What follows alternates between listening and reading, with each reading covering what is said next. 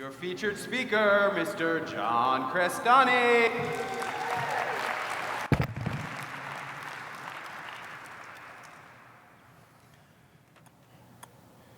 Or what? That's what he said to me. Or what?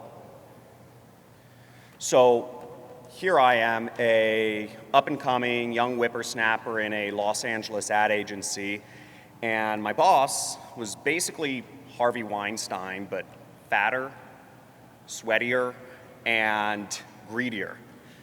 And I'm preparing to have a meeting with him. Now, the main client I was working on, their name was Greenlight Financial, and they were spending $80,000 a month on online ads, and I got them up to spending over $2.5 million a month. And the only reason they weren't spending more was because they physically didn't have the staff to handle all the new business. And the agency I worked for was making an additional $250,000 a month in profits based on the work I did. So I felt naturally that, I should have, deserved a little more, maybe an incentive plan, a raise, a promotion, something. Now, I rehearsed this meeting with my father, who was a talent agent in Los Angeles, and we did some role playing. We went back and forth, covered, different questions that may come up, different objections, and, I walked in my boss's office to the meeting. He was sitting across the desk in his chair, and I sat down, and, I gave him my spiel. I said, look, I've been doing a good job. I'm making the firm an extra $250,000 in profits a month, and I think I should get I think I'd like to discuss getting some sort of incentive plan, raise, promotion, something. And I was silent. And he sat there, unbroken eye contact, non-blinking, and he leaned back a little bit and said, or what? Or what?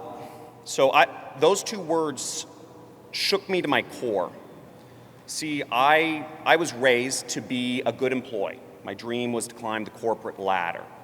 I was raised to be loyal, hardworking, and results-driven. And here I am staring at, or what?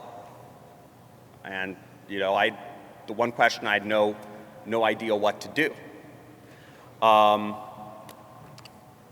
So I went home and I kind of did a post-mortem of the situation of the meeting earlier, and I thought to myself, what would I have said? What should I have done? And there were only two possible responses to that question, which is either I quit or I'm open to being poached. Now, months earlier, I had the CMO, the Chief Marketing Officer of Greenlight, had taken me out to drinks, and he offered me a job, staff, expense account, and a significantly higher salary. And relying on my grandfather's wisdom, which is you leave the dance, you leave with who took you to the dance, I politely said, no, thank you. Another company had tried to poach me as well, same situation, but also they offered me, stock options in the company as well as one of those new Teslas and that was a very if I said yes on the spot. And that, to a 24-year-old kid, that's a pretty appealing offer. But I, once again, relied on my grandfather's wisdom and politely said, no, thank you. Now, in retrospect, my boss, the smart thing for him to do, he should have given me something. If he had given me an extra $2,000 a month, I would have been perfectly happy. I would have, still been probably in my suit and my pants, working my ad agency job, and been climbing the corporate ladder. And I don't know if you've ever felt this way before, but where you have a dream, yet you can't seem to get there no matter what you do. You feel trapped, boxed in. That's how I felt.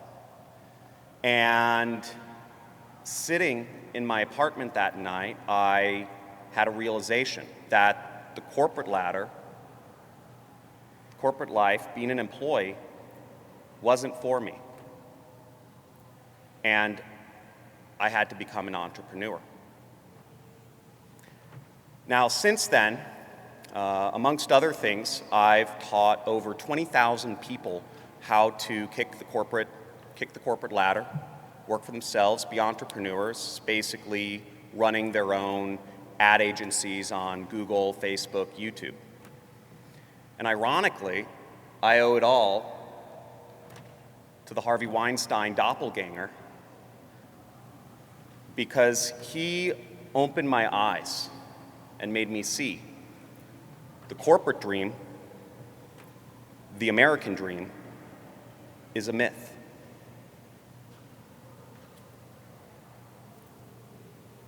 Or what? Or what?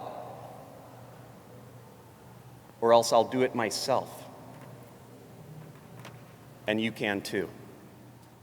Yeah! John Crestani!